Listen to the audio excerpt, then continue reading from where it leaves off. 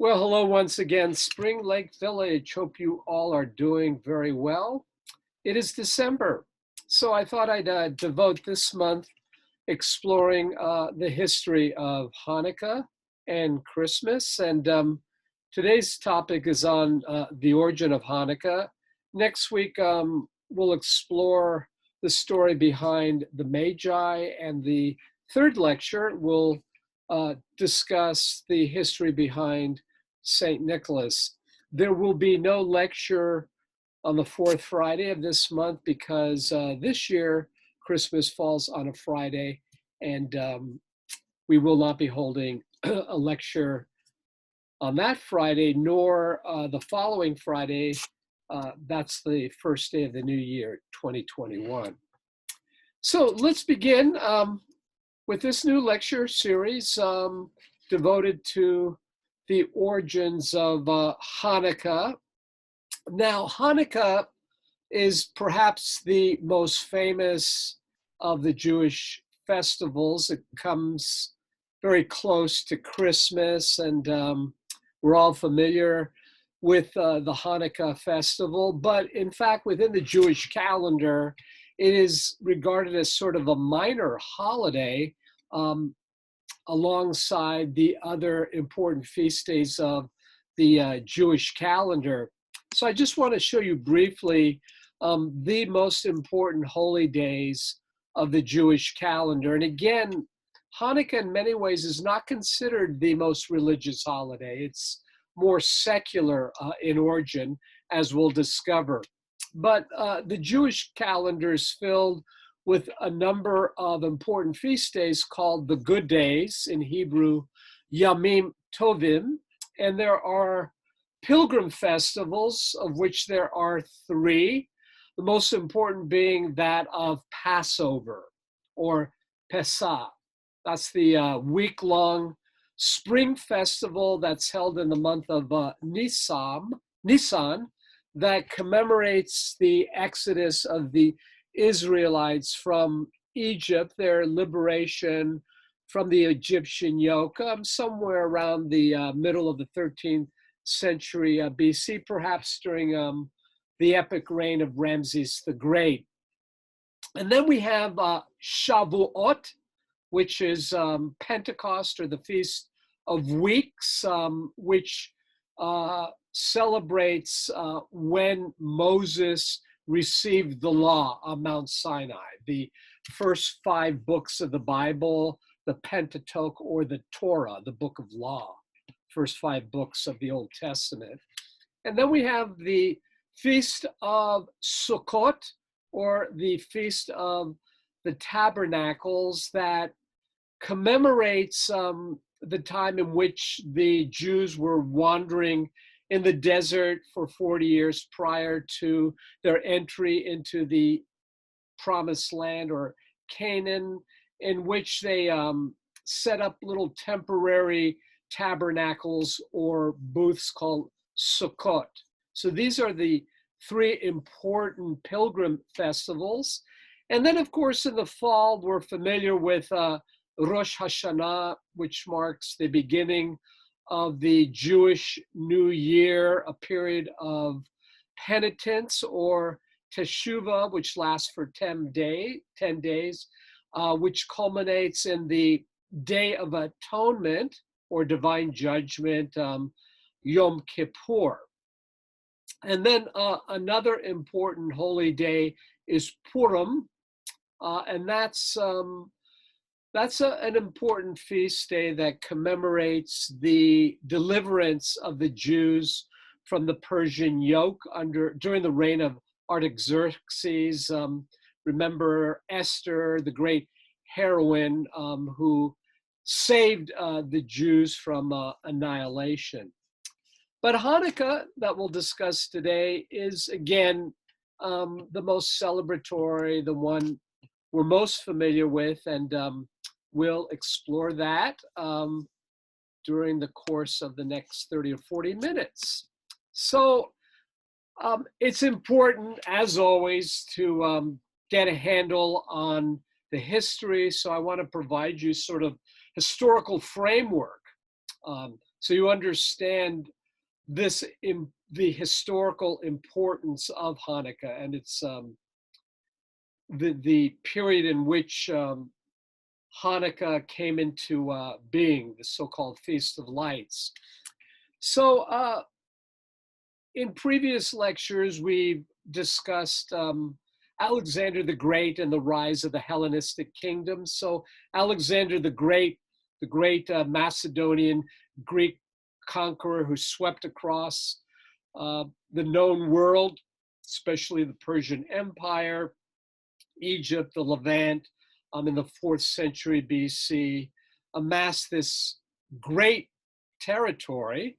And when he died in 323 BC, the empire was broken up among his generals, and they carved out their own kingdom. So the biggest territory that included the Persian Empire, the old Babylonian and Assyrian empires, was the territory taken over by Seleucus Nicator, Seleucus the Conqueror, this region in blue. The area you see here, yellow, Egypt, and just south of Egypt, this became the famous Ptolemaic kingdom, the famous kingdom that gave us Cleopatra. And then the kingdom of Lysimachus, Thrace, Bithynia, the kingdom of Cassander that included Greece proper, and the kingdom of Alexander the Great and his father Philip II. Macedonia fell to the general of Alexander by the name of Cassander. So this is how the successor kingdoms looked following the death of Alexander. So this is about 300 BC. But then these rival kingdoms fought one another. In particular, the Ptolemies of Egypt fought with the Seleucids, and in 200 BC, the Ptolemies controlled the area of Syro-Palestine, this area we call the Levant, that included the land of the Jews, Judea. So over the next 150 years, Judea, the land of the Jews, would be under the control of either the Ptolemies or the Seleucids. So the Seleucids and the Ptolemies fought for control of this region. So here you see the Ptolemaic Empire, and here in this map in purple and violet, you see the Seleucid Empire that eventually also controlled. So the region of Judea fell under the control of the Ptolemies and Seleucids 5 or 6 times over the course of about 150 years. So roughly from about 320 BC to 170 BC. So as you know, the great contribution of Alexander the Great was the spread of Hellenism, the spread of Greek ideas, Greek culture, Greek politics, Greek philosophy. It encompassed a huge swath of territory. And once he died and his successor kingdoms diffused Hellenism, what we have is the creation of a new world order, this Hellenic new world order, which was all-encompassing. The establishment of Greek city-states, polis, were great epicenters of Greek culture, Greek art, Greek architecture, Greek philosophy, Greek intellectualism, etc. And it spread Hellenism to Judea. And as we mentioned in our lecture series a while back on the Jews, we devoted one lecture to Hellenism and the Jews, and the great challenge for the Jewish people of how did the Jews maintain their unique identity, especially their religious identity, in the midst of this new world order and this new Greek cosmopolitan structure. Uh, well, for the Jews, this was a period of flux, a period of great stress, if you will, for many. Again, how were the Jews able to maintain their Jewish uniqueness, their religion, their worldview, their belief in one God in this all-encompassing new world order? So both the Ptolemies and the Seleucids imposed this pagan Hellenistic New World Order on the pious Jews. And urbane Jews assimilated parts of Greek culture into their own, taking Greek names and even adapting many Greek traditions and embracing many Greek ideas. So, for example, many of the more sophisticated Jews would practice in the gymnasia, perform at some of the Greek games, embrace some of the Greek festivals. Many of them were great supporters of the arts. Many of them actually adapted Greek names. So although born Jewish, for all the world outwardly, they had adapted many of the Hellenistic ways. But not all the Jews assimilated. Many of them remained fiercely devoted to their traditional Jewish ways. And so we find a great conflict within the Jewish community. In general, the more aristocratic Jews embraced Hellenism. This would include many of the great merchant families of Judea.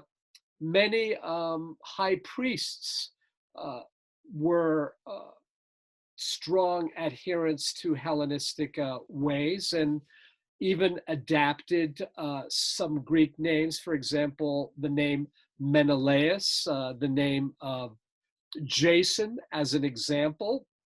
We find high priests actually exercising in the Greek gymnasium that was constructed in Jerusalem and was underwritten, in fact, by one of the Tobiads. This was one of the great Jewish priestly families. And as I mentioned, many Jews actually participated in Greek events. So we find them in pentathlons, other athletic competitions, etc. Even many of the great Jewish intellectuals adapted Greek philosophical models as part of Jewish exegesis. So again, Hellenism was very seductive in the ancient world, and this new cosmopolitan, this new world order was even embraced by many elements of Jewish society. Now, under Antiochus III, dubbed the Great, a Seleucid king, Judea now was under the control of the Seleucid kingdom firmly from about 200 BC until the first century BC when it was administered by Rome. This is a bust of Antiochus III. And Antiochus was extended clemency.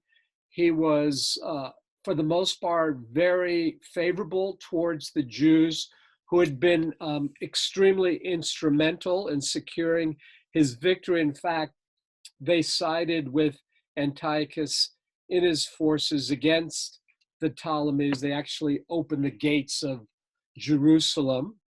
And for that alliance, Antiochus rewarded them by allowing them to freely worship in the temple. They did not have to pay taxes for about 3 years, and he gave them sufficient money in order to further the rebuilding of the temple. This is the so-called Second Temple period. And the Jews were allowed to continue living, as it were, according to their ancient customs and traditions, and continue to pray in the temple. But Hellenism would continue to flourish. And as I mentioned, many of the Jews, especially upper class Jews, readily embraced Hellenism, and for all the world became citizens of this new world order. But religion and politics would continue to clash within the Jewish community, where you had a rather strict social hierarchy. So on the very top, you had the old distinguished Jewish families like the Tobiads, and many of them were the high priests that controlled the administration of the temple. They had tremendous influence and power over the Jewish population. And even within the temple organization, there were a number of factions. So again, you had Reformed Jews who had become, as it were, Hellenized, and this included the princely or priestly party of the Tobiads, who clashed with the Hasidim. These are the Orthodox priests. The Hasidims were sort of the early Pharisees that we read about in the New Testament.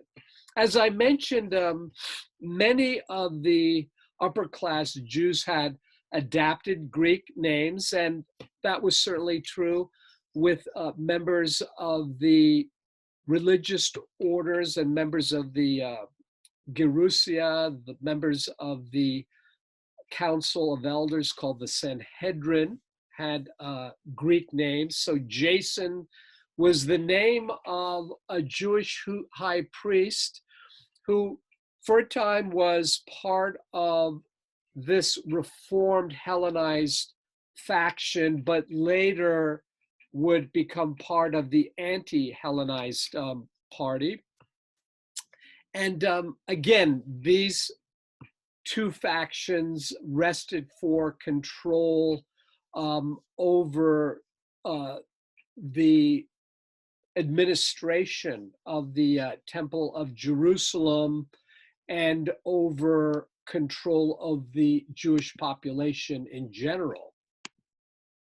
But after this division that existed among the Jewish priests reached a fever pitch, it became a very sort of bloody affair. Antiochus III decided that he would shelve the special dispensations and special privileges he had given the Jews, and in order to maintain civil order within Jerusalem, he established a garrison of Syrian soldiers. Now, around 175 BC, one of the sons of Antiochus I succeeded or ascended the throne of the Seleucid kingdom. His name was Antiochus IV Epiphanes. Epiphanes is a Greek word that literally means made manifest, and this was in reference to the god Zeus. Antiochus saw himself as the incarnation of the most powerful of the Greek gods, Zeus himself. And when he assumed power, he was very heavy-handed, forcing the Jewish population to fully embrace Hellenistic ideas, Hellenistic culture, etc., at the expense of Judaism. Meanwhile, that Prince, priestly Hellenistic faction of priests in Jerusalem, the Tobiads, had been expelled to Syria in about 170 BC, and their claimant high priest by the name of Onias asked, lobbied Antiochus Epiphanes to reinstall them. So we have, this again, politics mixing into religion. But Antiochus IV really tried to stamp out Judaism altogether. He forced the Jews, especially the most pious Jews, to abandon the Torah and completely worship Greek gods. Hebrew scriptures had to give way to pagan philosophy, pagan ideas, especially about the origins of the universe. Jews who were caught reading the Torah could be imprisoned. There are even accounts of some being put to death. The Jewish Sabbath would be eradicated, and no more circumcision on the pain of death. Some historians believe that Seleucus tried to force the Jews to conform to Hellenism because he saw them as a sort of disloyal fifth column that would side with the Ptolemies of Egypt, who in turn would retake Judea, Syro-Palestine. So by forcing the Jews to embrace Hellenism, they would be united. Regardless, those who refused, for example, to eat pork were killed, in what we might regard as an early case of pure religious martyrdom.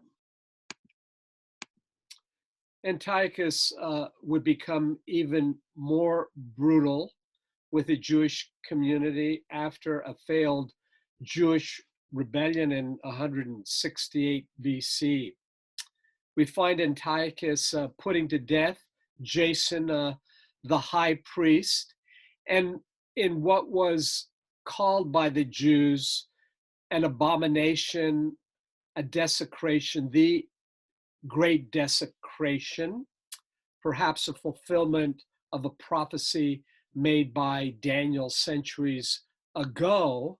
The Jewish temple of Jerusalem was now dedicated to the Greek god Zeus, and the chryselephine statue that was placed now in the temple of the Jews was in the likeness of Antiochus IV, Antiochus, the god Zeus made manifest.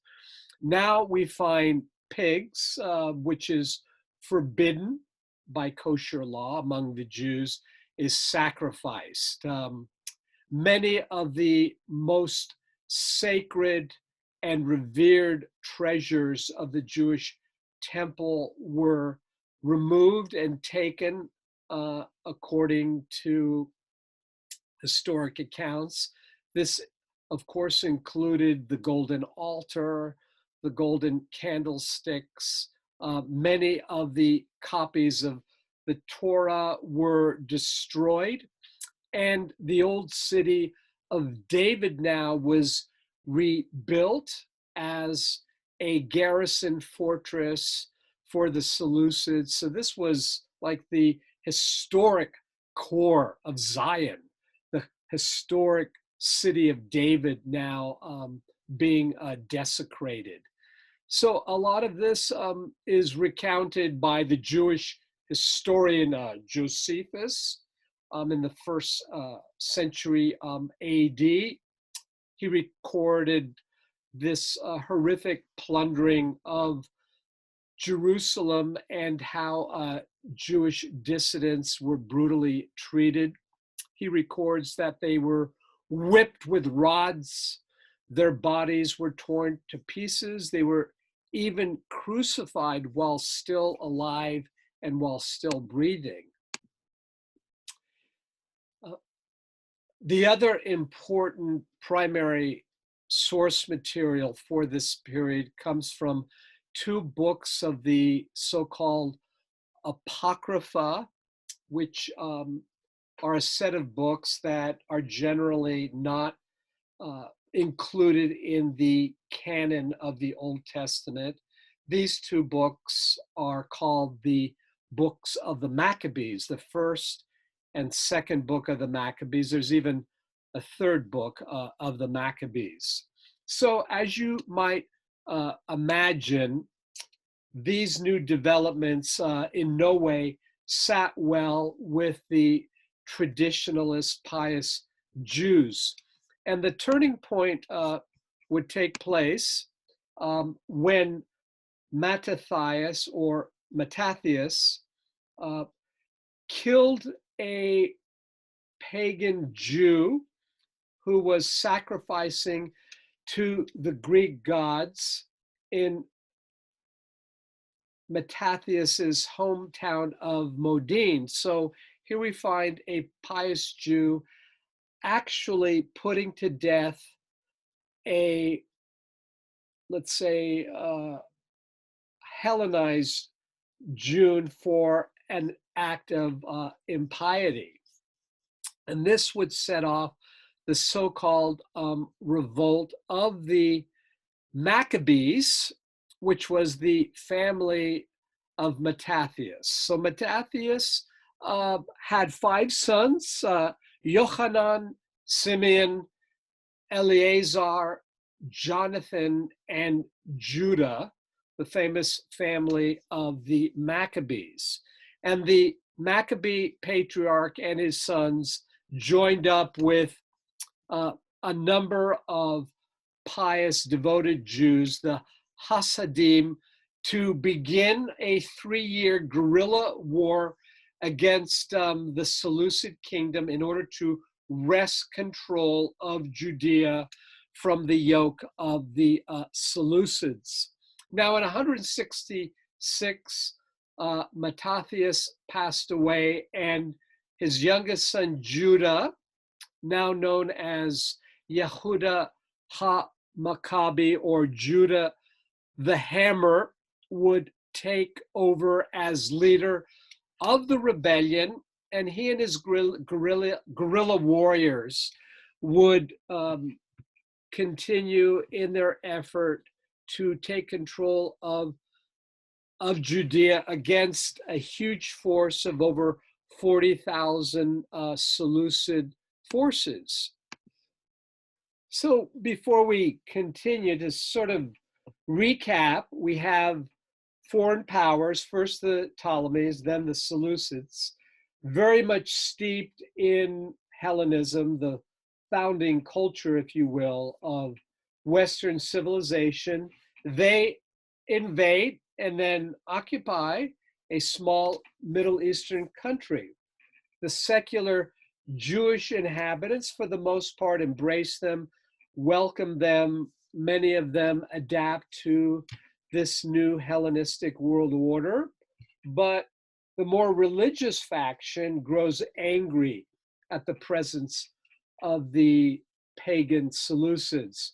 Eventually, this religious faction will rise up, attacks the invaders with guerrilla tactics, and kills and will terrorize even their own people if they see them collaborating with the enemy. And that's what did happen with the Maccabean guerrilla warrior.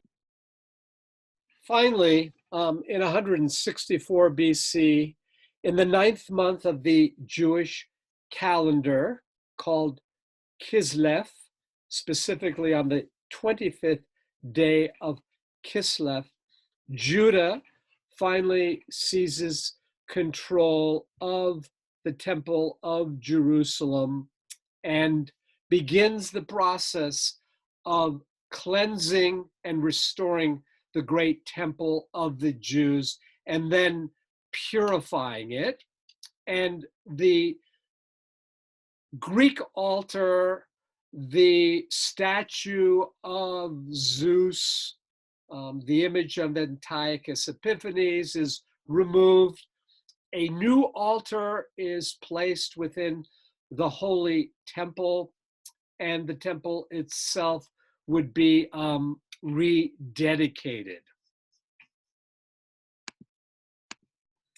So Judas the Hammer proclaimed the dedication, restoration, and purification of the temple of the Jews should be celebrated each year on the 25th of Kislev for a period of 8 days. And we'll talk about the miracle of the oil in a minute.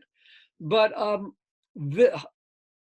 this early celebration would be associated with the festival of Sukkot, which we mentioned at the beginning of this lecture, the so-called Feast of the Tabernacles, which the Jews were forbidden to celebrate during the reign of Antiochus the Fourth. So what we call Hanukkah would eventually become this great celebration commemorating the rededication, the restoration, and the purification of the temple in Jerusalem. So the Hebrew word Hanukkah means dedication, and it actually commemorates an event that is not mentioned in the first or second book of Maccabees, the famous miracle of the oil that took place when Judah the Hammer rededicated the temple to Jehovah or Yahweh, the one true God, the monotheistic God of the Jews.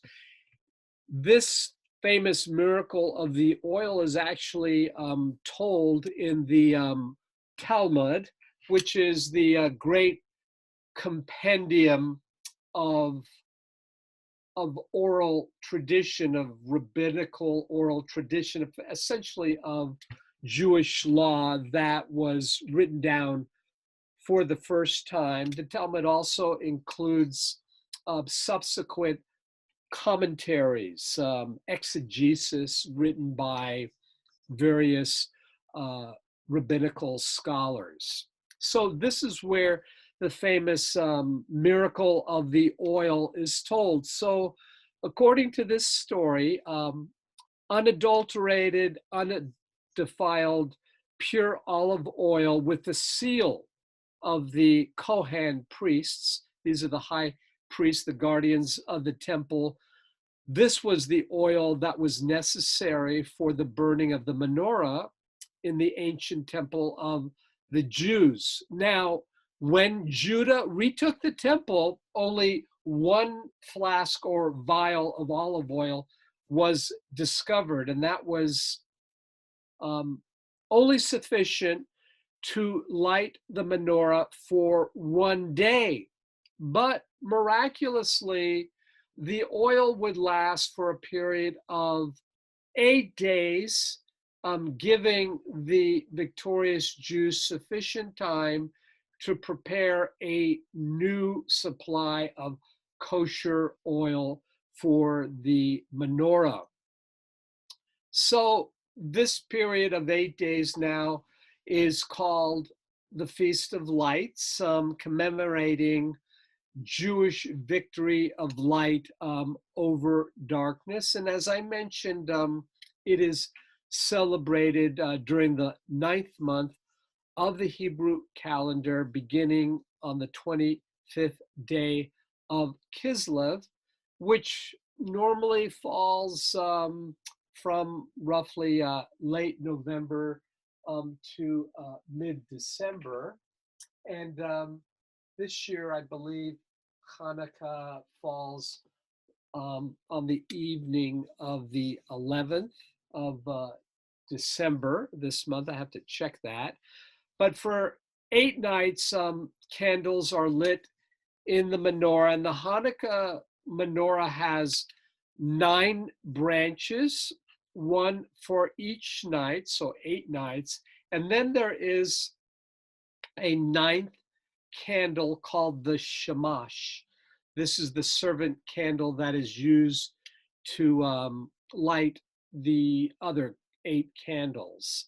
And during the lighting of the menorah, Jews will recite special blessings from the Old Testament, special songs commemorating the victory of Judah and the retaking of the temple.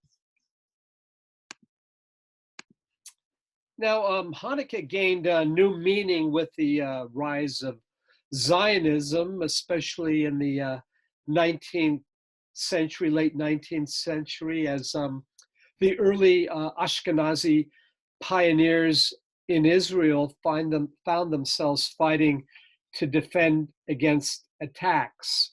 So they began to associate themselves with the ancient Jewish guerrilla warriors of the Maccabees and the Hasidim who stood their ground in the same place. So the holiday of Hanukkah, with its positive portrayal of the Jewish freedom fighters, spoke to the reality of the early Zionists who felt particularly connected to the message of freedom and of liberty. And Hanukkah also found new expression in the early years leading up to the foundation of the modern state of Israel in 1948. So in the post-Holocaust world, the Shoah, Jews became very acutely aware of the issues raised by Hanukkah, namely oppression, self-identity, religious freedom and expression, and the need to fight for national independence. Hanukkah is now a national holiday, and students will present plays, sing holiday songs, and throw parties. During Hanukkah, schools are closed and menorahs are displayed atop prominent buildings, including the Jewish Knesset, Jewish parliament. So as I mentioned, prayers accompany each night's lighting of the menorah. 3 prayers are traditionally sung on the first night of Hanukkah, and 2 prayers each of the following 7 nights. Once the menorah is lit, it is often placed in a door or window that faces the street to share the light with neighbors, and traditional songs follow the evening. Now, as you know, food plays an important part in many Jewish traditions, and Hanukkah is no exception. Favorite Hanukkah foods include those fried in oil to commemorate the miracle of the oil, especially latkes. These are pancakes, as you know, made with potatoes, onions, eggs, flour, and seasonings, traditionally served with applesauce and sour cream. Now, latkes as a traditional food by way of Ashkenazi Jews of Eastern Europe came very late. They weren't part of the early traditions of celebrating Hanukkah, but the Ashkenazi Jews, especially those who were the pioneers that founded the state of Israel, brought this food tradition to the Holy Land. And again, oil being used to fry the latkes, oil, as you can see, would become associated with the miracle of the oil that had taken place during the rededication of the temple under Judah the Hammer. There's another food that is fried in oil, and those are the famous jelly-filled donuts known as sufganiot. And there are a number of other foods that are served during the Hanukkah celebration as well.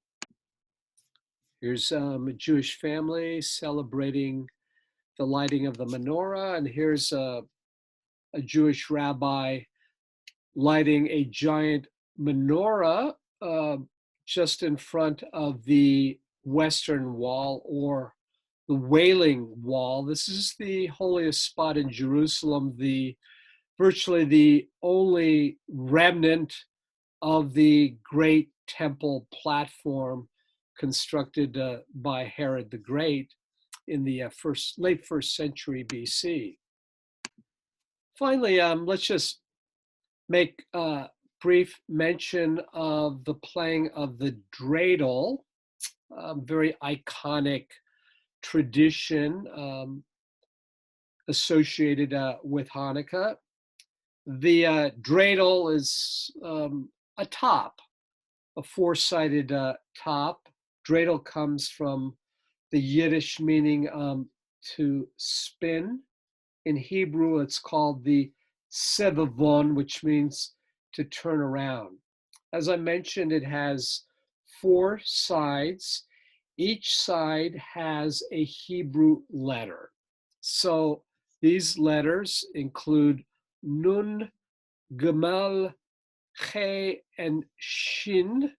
And these letters, each of these letters stand for the phrase Nesh Gadol Chaya Sham, which translates a great miracle happened here. Again, a reference to the great miracle of the oil, the fact that one flask of oil was sufficient to light the menorah over a period of 8 days.